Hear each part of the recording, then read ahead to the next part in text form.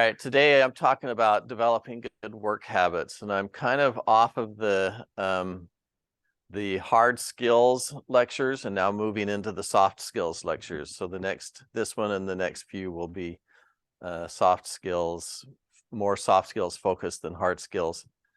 And I used to think, so when early in my career at Google, we had, I was in charge of the training committee for our office, and we would bring in training to teach us about various things. And I used to say, people would come in with these soft skills classes they wanted to have brought in or to teach. I'd say, why do we care about soft skills? It's hard skills, hard skills, hard skills. We're software engineers. We want technical stuff, and that's all we want. And then I became a manager and started managing people, and then a second level manager, and so on. And that experience, that transition, taught me just how important the soft skills are. And so I rapidly shifted and started letting them bring in a lot more soft skills, and we had a pretty good mix of hard skills, soft skills as we went on. So I find the soft skills there, they may not seem as relevant to you, but I can tell you your hard skills is what will get you your job. Your soft skills are what will keep you the job. And so you need the soft skills to stay there, to work well, to work effectively, to get promoted.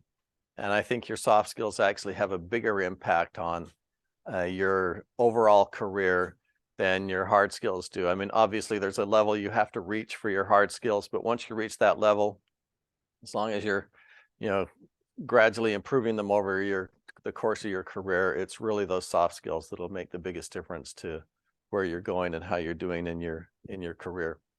So this talk and the next few talks are going to be more about what happens after you get that job, instead of right now. So I admit that they're not necessarily as relevant to you right this very moment, but they'll be here for you to come back and watch or listen to or read when you get further along in your career and you're trying to figure out what you need to do now. So anyway, the one today I want to talk about work habits. It's developing good work habits and having good work habits that I think is, of all the soft skills, this is the one that makes the biggest difference to how well you can actually proceed or advance in your career. So that's why I want to talk about it. So I just have a bunch of items here that I think are good habits to develop. And so I'll talk about them all. There are, I don't know, about a dozen or so. And I'll just go through them all and talk about them, and hope to convince you that they're important and get you thinking about doing them.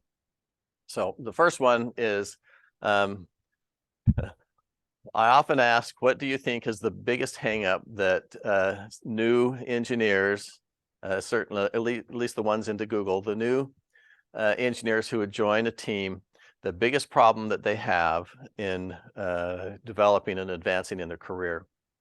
And you get all kinds of answers, but I've come to the conclusion that the one that is the biggest mistake that new engineers make is not learning how to focus on the problem they're trying to solve. Now, we as engineers, we're kind of, I think software developers are pretty strange beasts. Computers speak a strange language, so we kind of develop this way of thinking and talking that is odd to most people. And one of the things, though, that characterizes most of us is that we have a tremendous curiosity. We love the technology. We love to learn about it. And so when we encounter something new that we haven't seen before, it's, oh, wow, this is cool. And we make a deep dive into there, and we end up spending hours and hours and hours learning this great new wonderful thing that is really interesting and cool. And so great, what's wrong with that? Well, there's nothing really wrong with it as long as you're doing it in a time that doesn't impact your ability to get done what you're working on.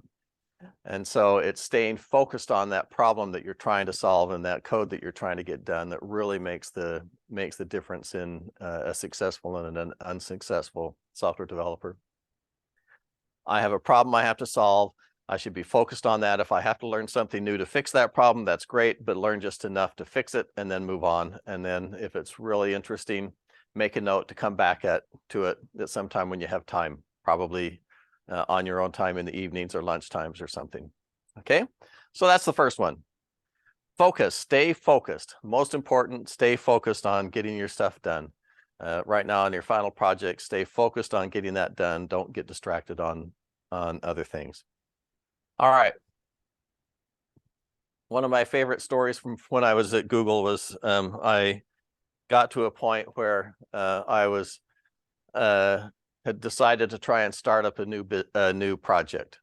It was related to the Google Cloud, and I won't go into the details of what it was or why I was doing it, but I had a team of 4 or 5 of us who were trying to get this new project going and make it successful and make it grow and hire a whole bunch more people into our team and so on and get it going there.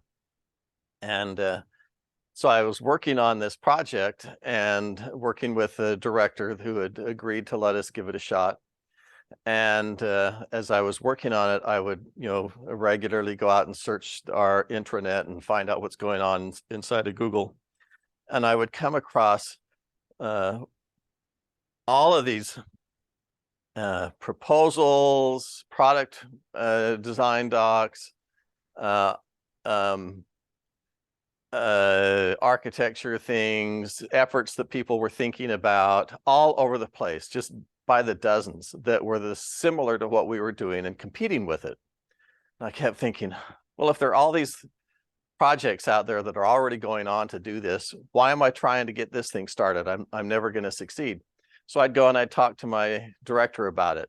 And then the next, a week later, I'd find another one and I'd talk to my director about it. It seemed like almost every week when we had our one-on-ones, I'd bring up another one that we were talking about. And he finally got tired of it. And he said, look, Robert, Google has thousands of very, very sharp and bright engineers who have all kinds of great ideas and things that they want to do and that they think would be good. But what we really need at Google right now is not all these great ideas, but we need somebody who can deliver. So forget all of this other stuff, forget the distractions, and just deliver. And that was the phrase that stuck with me, just deliver. And I've come to realize that over the course of my career since then, by the way, before I go off on that tangent, so we did that. I just forgot everything else that was going on.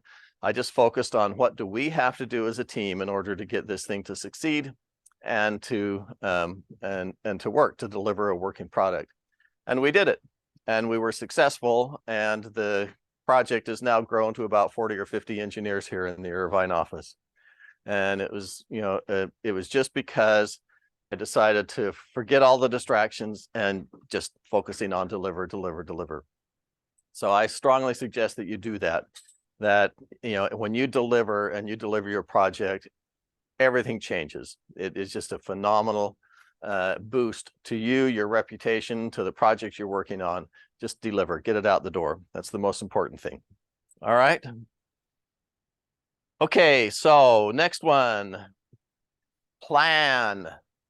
So there'll be all kinds of times when you want to solve a problem, and it's very tempting as developers who just like to write code that will say, oh, that's a cool problem. I think I can do that. And you just sit down and start writing code. And before long, you discover that you spent a week and a half writing code that doesn't quite go where you want it to go, and you throw it all away and start over. And that's not a good way to go. You want to make sure that you are planning first, implementing second. So to plan, what I mean by planning is think about what it is you're trying to build, what's the best way to build it, how to approach the problem. So in software development, I like to say that for every problem that you want to solve as a software developer, there are about 20 different ways it can be solved. 10 of them are equally good. So it doesn't matter which of those 10 you pick, just pick one and go for it. So, but you need to pick one. And the way you pick one is you have to identify all the pros and cons of each of the approaches that you're taking. And then you take and you trade off those pros and cons until you finally come up to the conclusion that, well, given the requirements that I'm trying to meet, this is the best way to approach it. And then once you've done that, then you start and then you go. And I've found also, on that one, I think I've mentioned before, but you've all seen on Tim's laptop his little sticker that says, what is it? Weeks of coding can save hours of planning. So it's just, I just love it. Weeks of coding can save hours of planning, because we all fall into that trap. Yes.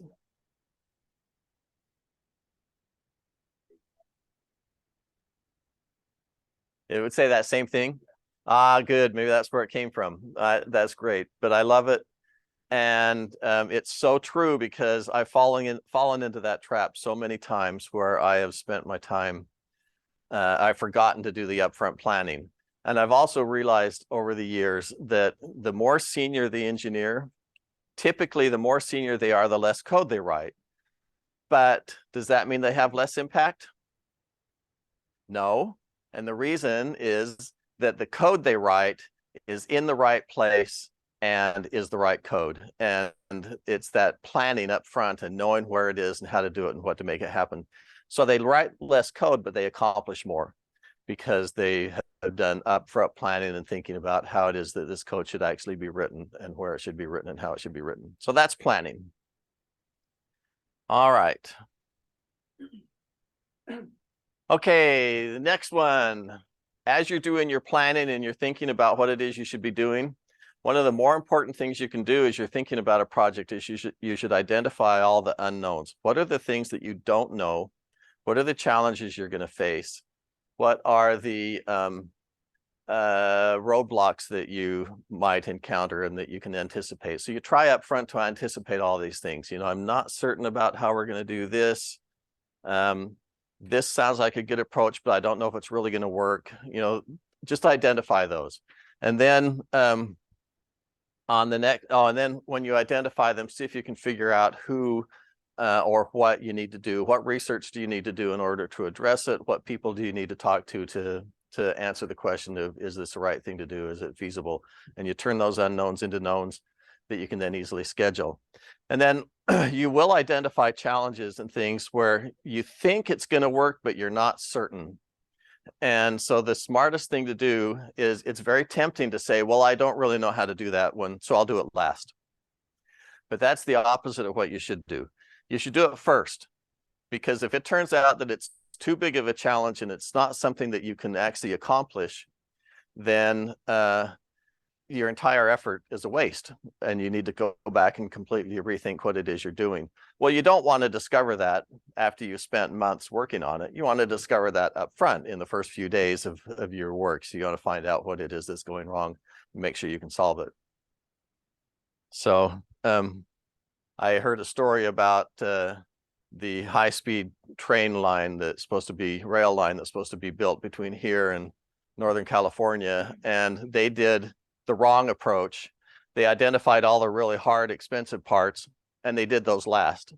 So now they've spent billions of dollars building the easy parts, and now they're getting around to trying to, and already over budget, and they're trying to do the hard parts, but they've discovered that they may be too hard and they can't be built, or they can only be built at exorbitant cost. And so now it's, you know, the whole enterprise may be in trouble, and if they had found that out first, we could have saved a lot of time and money. So anyway, that's kind of the idea behind, do those challenges first and make sure they're going to work.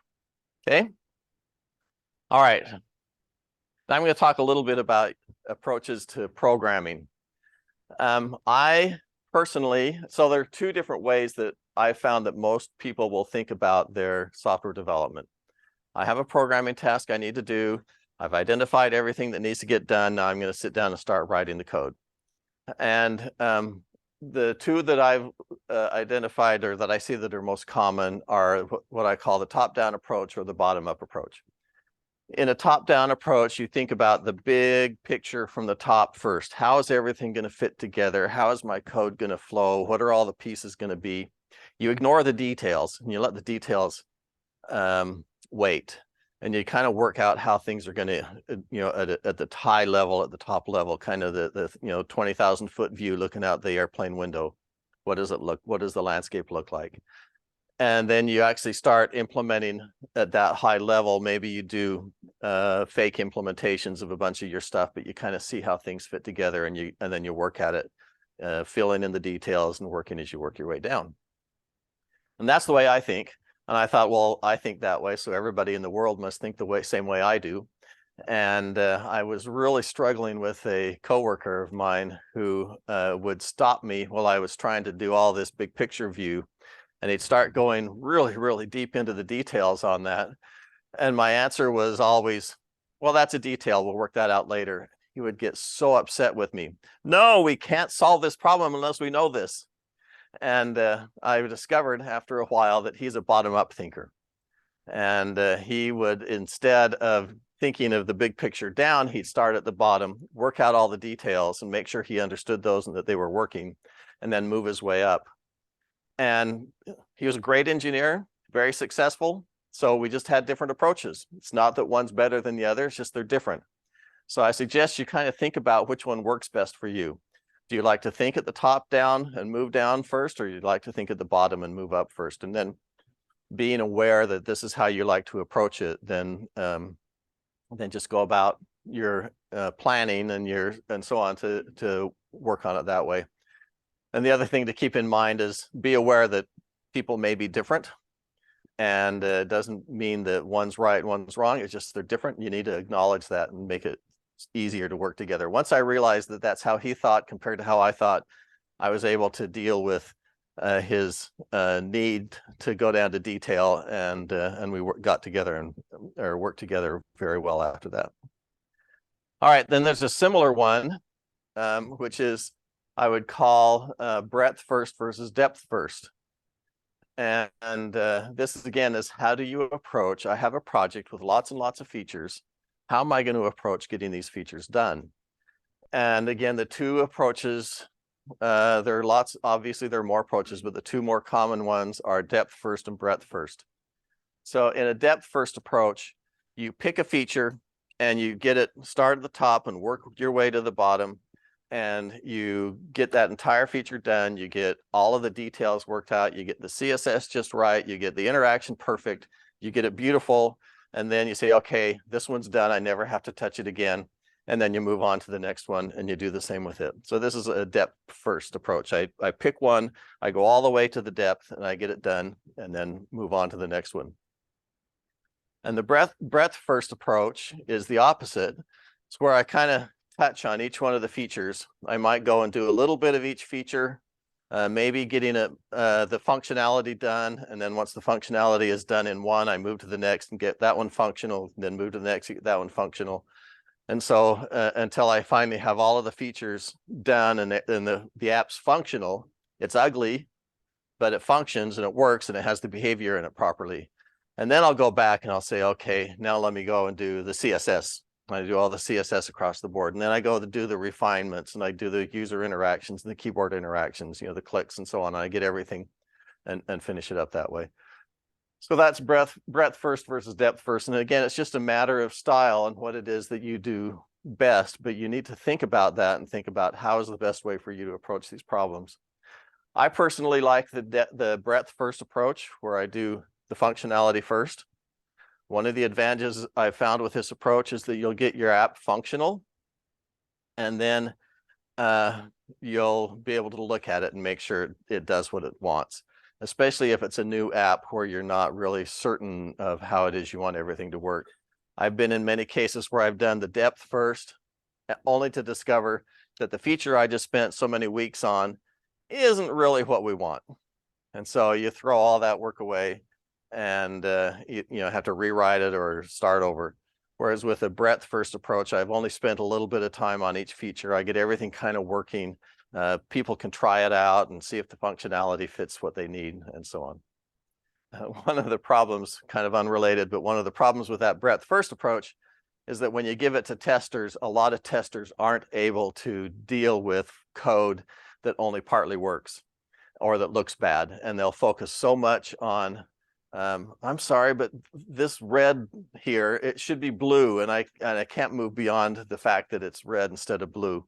And so you have to find people who can actually know how to work with software that's not completely finished. But anyway, so identify which way works best for you and your team. This is much more of a team thing than an individual one. And so you're going to want to get together with your team and figure out how you want to approach it, breadth first or depth first. But anyway, I generally prefer and recommend the breadth first, but it's not always the best way to go. All right. When you do get doing a feature and you start, okay, I'm going to do this feature, either breadth first or depth first.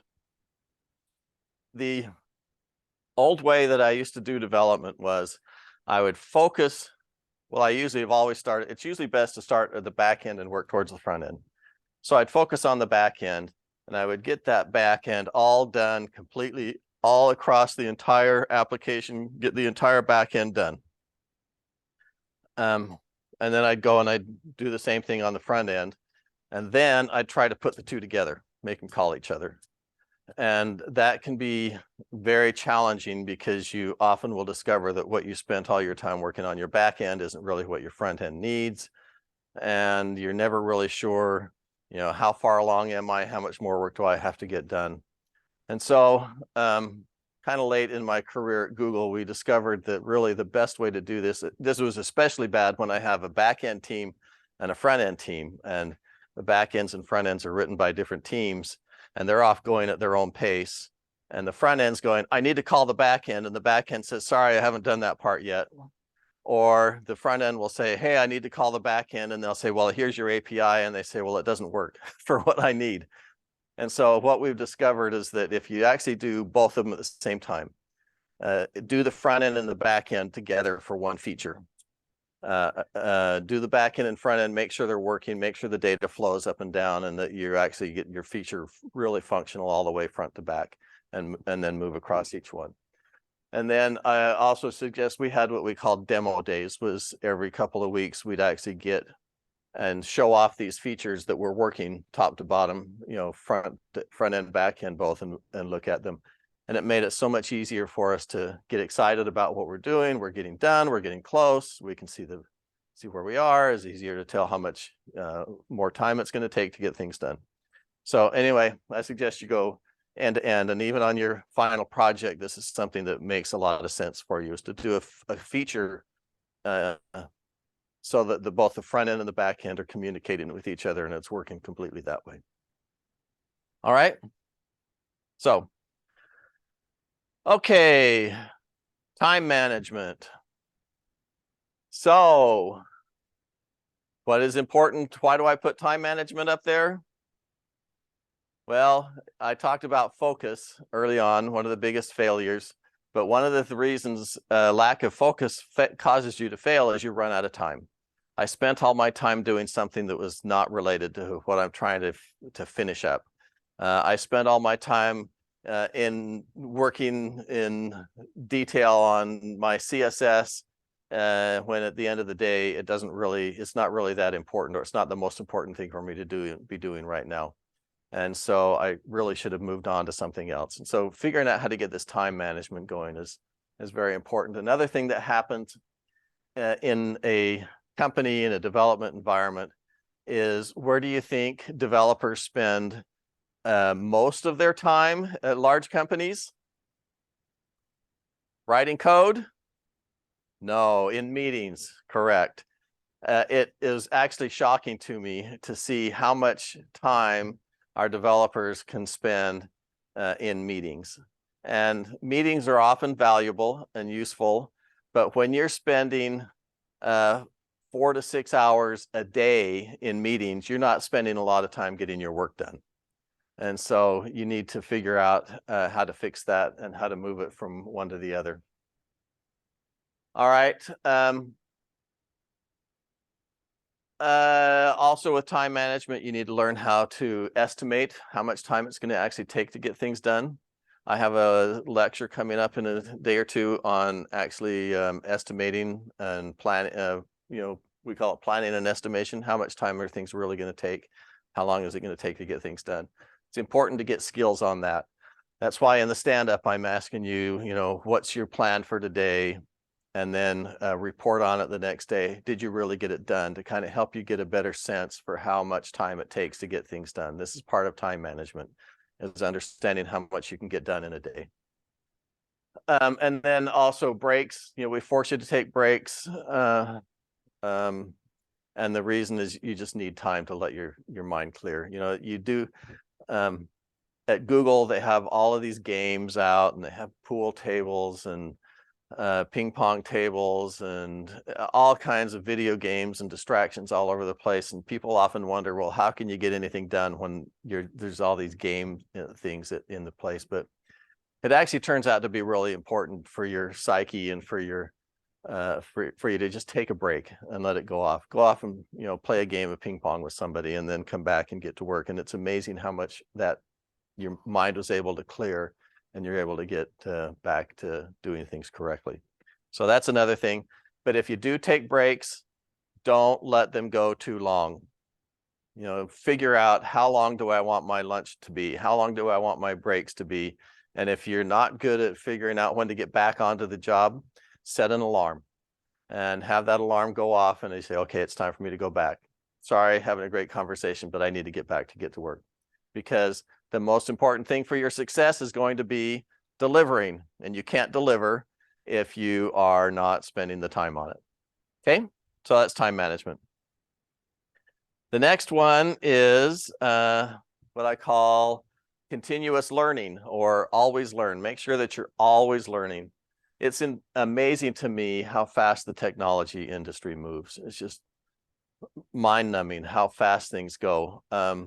The things just change like this. I was putting together some notes for an interview I'm doing, and I had to look up when React hooks were first developed.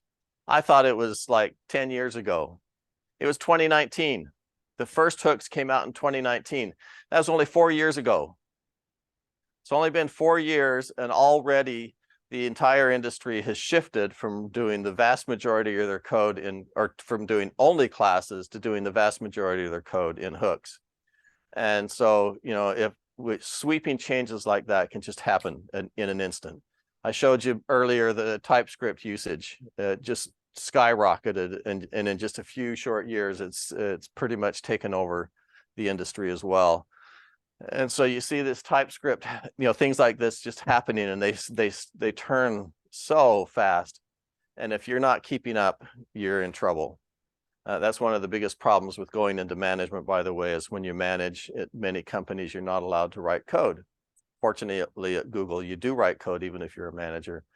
But you step away and say, well, I'll just manage for a few years and then come back to getting into the technical industry. Well, you come back and your skills are outdated. So you need to work on not letting those skills be outdated. And no matter where you are, what you're doing, find ways to do things. So some of the ways that I would suggest you do that is that you just allocate time every week, whatever works best for you. I used to have magazines that would sit on my desk back when information was delivered in magazines instead of over the internet.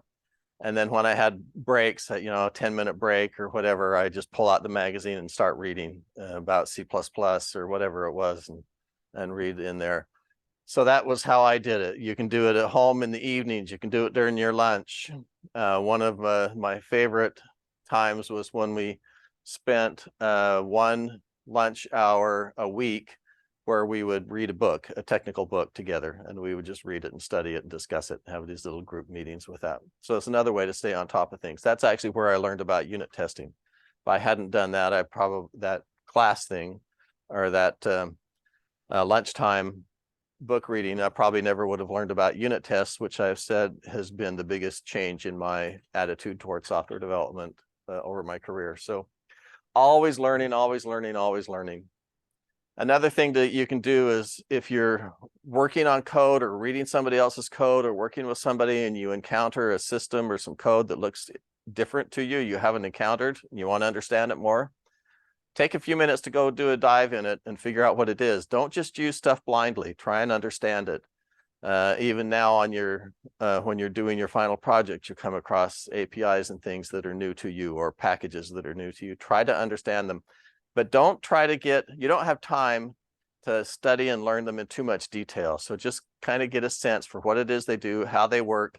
If it's interesting to you, make a note, and then during your time when you your always learn time, then that's when you would take the deep dive and start looking at it into it more. But you can use this coming across systems and packages and code that you haven't encountered before as a way to figure out what it is you're interested in and what you might want to spend time learning. Okay. Asking for help. This is one of the most challenging things that people can face in their lives, especially software developers, because it doesn't matter who you are or how good you are, you don't know everything. You don't know enough to actually get everything done that you need to get done. You can't do things by yourself anymore. It's just the world's too big and you can't do it. So you have to learn how to ask for help wisely. So there are a couple of things that I wanted to mention about this. First of all, my rule of thumb is if you're stuck and you're really struggling, you can't move forward until you have a question answered. Do the research on your own, but don't spend more than about half an hour on it. And if you get to an hour, then you definitely need to stop. You need help. If you spend more than a half an hour and you can't solve it in that much time, you need help. Go find the help. Don't spend more than that on a single problem. Find somebody, figure out who it is that can help you. Now, you're going to say, well, okay, but I'll go ask so-and-so, and they're going to be annoyed because I'm asking them a question, especially if this is one of your coworkers and it's a more senior person on the team. I'm always going to that person and asking and asking and asking, and he or she is getting annoyed with me and they won't want to talk to me. Well, that's true if you're asking questions that you should have been be able to answer on your own, but if they're not, and you show that I did all this research and here's what I learned and I can't figure out how to go past that, then they probably will be very happy to help you because they've probably been in that boat themselves and they know when they need help and have to ask questions. And they want you to get up to speed fast, because the faster you get up to speed, the less you're going to bother them and the more you're going to be able to contribute, and the team as a whole is going to be better off. So they're more than happy to help. And then a lot of people just really enjoy mentoring and helping out no matter what. So just go to them. But when you do go to them, be careful about what you bring. You want to make it clear that you have done your research up front. If all you're saying is, hey, I don't know how this works, what are they going to answer? It's too hard for them to answer that. You need to tell them, this is what this is what I'm trying to do. This is what I've tried and it didn't work. I don't know where to go from here. Can you help? So do that and be just very upfront, very thorough about making sure that they understand what you've done and where you are and where you need the help. And that way they can answer you much more efficiently. Now, you do that, but on the other hand, you also have to be very careful and cognizant of their time, because when you ask them and go to a question, you're worried about interrupting and bothering them. And the fact is you are interrupting them and bothering them. And so you don't want to do it for no good reason. And you want to make sure that that time is efficient. So the best way to do that, I found it's really good to say, instead of coming to them with, I have this problem, I need help. It's a Slack message or something that says, I'm struggling in this area. Do you have time to help me? And then they can let me know when I can go help. It's a little more polite and it gives them more time to do it. And then you want to make sure, I type very fast. And so I have found that I often will type up the description of my problem very lengthy, and they don't have time to read it, or it looks too overwhelming to them and they don't read it. And so I've tried really, really hard. Let's see, was it Abraham? I can't remember who it was. It may have been Abraham Lincoln who said, "I wrote a long letter because I didn't have the time to write a short one." And it's true. It takes a lot more work to take all that information and squeeze it down into something that's just really short and succinct and still gets the point across. But if you can do that, it's worth the time because it's much more polite to them. So take the time to try and make your question as succinct as possible, but still give all the relevant information so that you're just aware of that. And also, if you can't describe the problem in 2 or 3 sentences and what you need to know so that they can answer it quickly, then it really isn't something that you're going to resolve written anyway. It's something where you need to actually talk.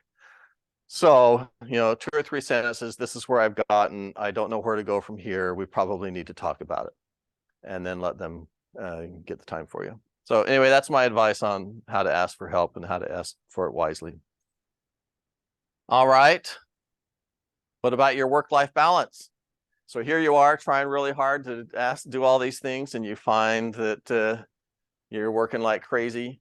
Now, usually when you're hired, you might be a contractor, but most of the time you'll be hired as full-time, which means in theory, you're hired to work for 40 hours a week. But in the industry, I think the average software developer works 50 to 60 hours a week. And so that's just the way it is. So you're working a lot. And frequently we really, really like it. So it doesn't bother us that much, and we just do it. And also we're very anxious to make a good impression and so on. So it's really easy to work too hard and to burn yourself out. And this is a huge problem in the industry. There are tons and tons of people who burn out and leave the field. So you want to avoid that. You don't want to let it happen to you. So when the workday's over and you're heading home, leave your work behind. These cell phones now have been a disaster to work-life balance, because no matter where you are, people can get a hold of you and they'll send you their work stuff. You just need to figure out a way to turn it off and let it go. And over my career, I got to the point where I could do that. I never would bring my laptop home. I would not put any phone contact information there, so nobody at work could get a hold of me when I was at home, unless it was an emergency. So a few people had my emergency contact information, so they'd have to go through them to get to me. And then when I got home, it was gone. Work is gone. And that's a very, very healthy way to go. Now, of course, during your 3 months of LearningFuze, you're not doing that, and that's the way it goes. But when it's over, hopefully you'll get to back to where you can do that, and you need to figure out how to turn it off. And the evenings and the weekends are yours, and you need them because you need to recover and to recoup and to get back into the mode of being able to do things. And usually when I come back to work on Monday or first thing in the morning, those are usually my most productive times, because I've had all this time for it to clear out and for me to remember where I go or to figure out where I need to go next. Though I did find that when I left for the day, I'd have to make a note. These are the things I was working on. This is what I think I should try. And then when I come back, I can look at that and pick up where it was. So picking up where you were is kind of hard. So anyway, that's work-life balance. All right, you're working with your team. You're working with other team members. Your team members have a bigger impact on your career and your job satisfaction than anything else. People have been, there have been many surveys done of people working at companies that are sinking, going out of business, that are lousy, you would think are lousy workplaces. And they always will say, I love it here because I have a wonderful team. Okay, so it's the team that you work with that's the most important for determining your career, your satisfaction at your job, and your ability to get promoted. If you have team members that really like you, they'll say good things about you during review time, and your careers will go better as well. So work really hard to develop members or develop relationships with your team members, and then coordinate with them really well. It's almost impossible now to find a one-person project anymore. So there's going to be multiple members of the team working together, and you're going to have to coordinate your efforts. you're doing one thing, you have to let them know what's going on, and you're going to be interacting, your code's going to be calling each other, you're going to be working together on these things. So you need to figure out how to coordinate. I used to always just say, okay, coordination, hey, I did this, one sentence and I'm done, walk away. But that's not effective because they'll pick up and they can't figure out where you are.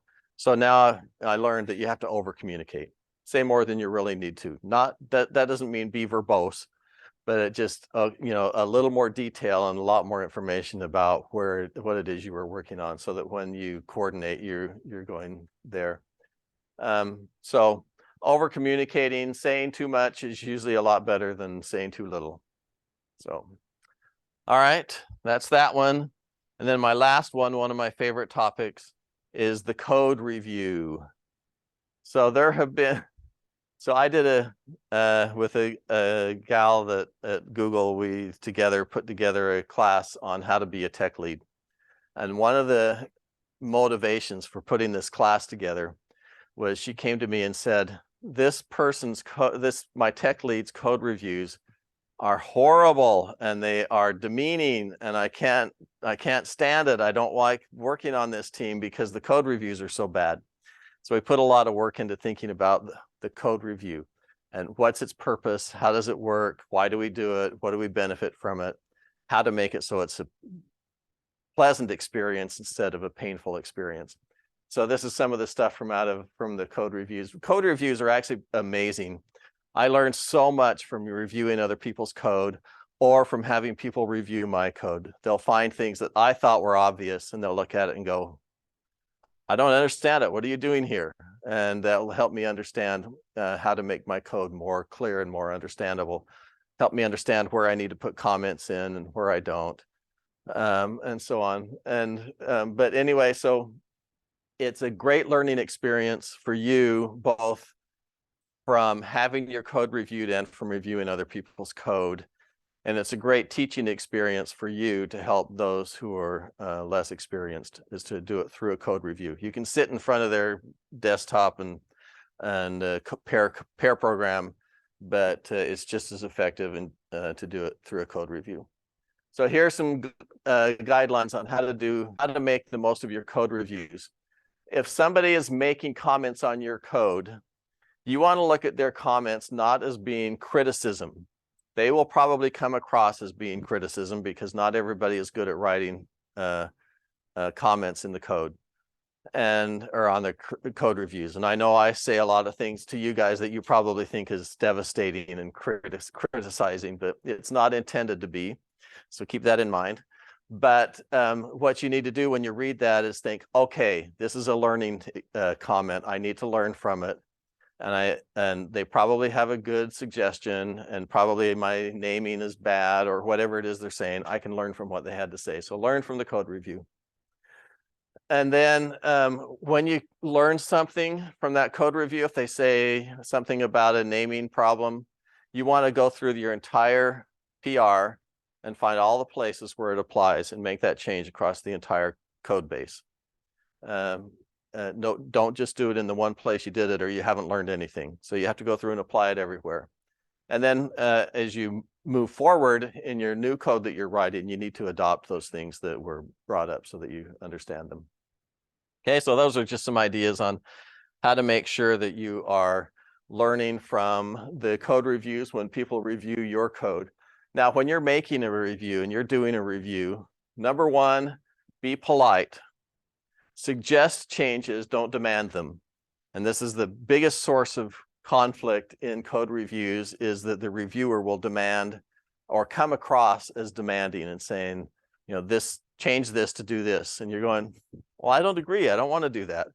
But if you phrase it as a suggestion and be polite about it, then they can adapt and apply it accordingly. I'm far more likely to actually adopt suggestions that I don't quite agree with if they're said politely and as suggestions than I am ones that are demanding.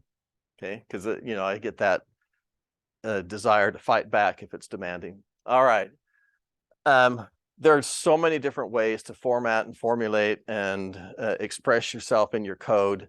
It's one of the things that makes software so fun. But when you're doing a review, don't look at these stylistic differences. Look for bugs. That's your job is to find bugs. And so if you see, oh, gee, I would have done it this way, you probably shouldn't make that comment. Now, I make those to you guys all the time, but that's for a different reason, okay? It's a different purpose. But generally, when you're reviewing one of your colleagues' codes, your job is to look for bugs. Now, you can look for better ways to implement it. Should you say anything about it in the review? Maybe, maybe not. If it's just different, probably don't say anything. It'll just bring up, raise their hackles and cause problems. But so you can recommend it if you're really convinced that it truly is better. It gets done quicker, more stable, more bug-free, or whatever. But if it's just different, don't worry about it. Okay. If you see the same thing happening over and over and over again, don't worry about it. Just say it once, and then you can say, oh, and I see there are other places in here in the code or something, but don't make a comment on every single time that it happens. It's demeaning. I actually did that once to a good friend, and I almost lost him as a friend until because he came and he says, what, you don't think I'm smart enough to find all these other places and fix them myself? And I said, and I thought about that, and I thought, wait a minute. I put all those comments in there to be helpful, so you didn't have to scan through the code and find them. You could just go through the comments. So he accepted that, but I never did it again. So anyway, just make the comment once, and then if you need to, say, make sure you fix this in the other places. All right, and then the other thing that is really interesting is I learn a lot from reviewing other people's code, because there are so many different ways to do things, and they may have language things that they've learned that I never did, or ways of expressing things that I'd never thought of before. And I see it and I think, oh, that's pretty awesome. I can do it that way. And so I learn a lot from reviewing their code. I also learn how they approach things and how they're doing problems. And when I'm reviewing code in a different team, I learn how that team has done their implementation and what they're doing. So take the opportunity to learn from their code. And then one last comment, the last of the whole lecture is on, because code reviews is the last thing I'm doing. When should you do code reviews? If you didn't read this, when should you do code reviews? A code review is your #1 priority. It takes precedence over anything else you're doing. And that's kind of a dogmatic statement, in which always I say that, the dogmatic statement, and so that the reality comes in somewhere here. But if I send you a code review, I send my code review to Christian, most likely I'm blocked and can't do anything until he finishes his review. Maybe I can figure out how to go on, but it's going to be really, really hard to figure that out and get it to go. And I can't really go forward until he reviews it. So I sent him a code review. He's going to review it. I'm waiting. He's busy doing something else. He finally gets to it in 3 days. I'm blocked for 3 days and I got nothing done. So your biggest job is to make, as far as code reviews are concerned, is to make sure that you get those code reviews done as quickly as you can and then move forward. Now, what often happens though, is that I send Christian a code review, he looks at it, it's got 1,000 lines of code changes in it. He looks at it and says, this is going to take me 3 hours. I don't have 3 hours. And so he freaks out and he lets it sit. Okay.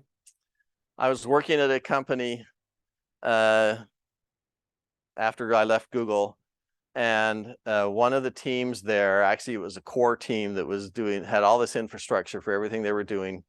They had, there were 4 engineers. They had over 60. I went and counted them once because I was so annoyed. They had over 60 pull requests sitting backlogged that they hadn't gotten to. The one that was the oldest was 4 months, and then the one that was youngest was just a couple of weeks. And it was like, how much productivity loss you're causing to everybody because you're sitting on these for so long. And so don't let that happen to you. But the way to keep that from happening to you is to make sure that when you send a code review, it's small. This is so hard, but it's a culture that you really need to develop. And that is, your code review should be small.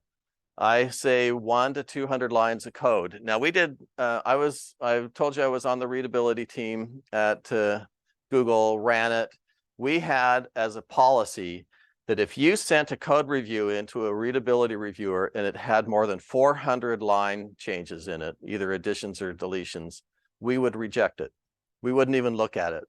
400 lines was the maximum. More than that, we wouldn't even look at it. We actually got it automated to where the automated system wouldn't even let you submit it as a readability review if it was more than 400 lines of code long.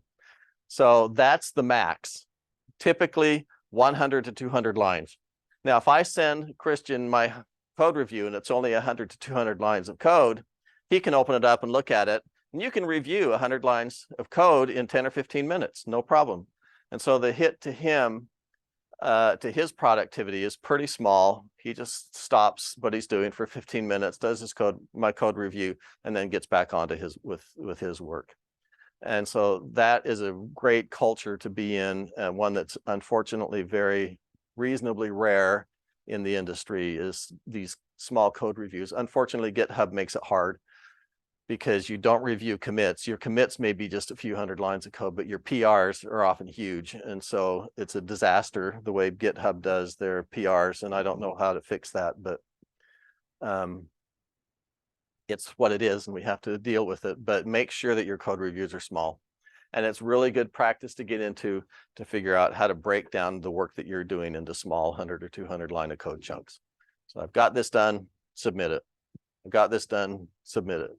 So anyway, that's it. I don't have much more to say about work habits, though it's a topic that could go on for days and days and days. These are just the most important ones that I came up with. Any questions or comments?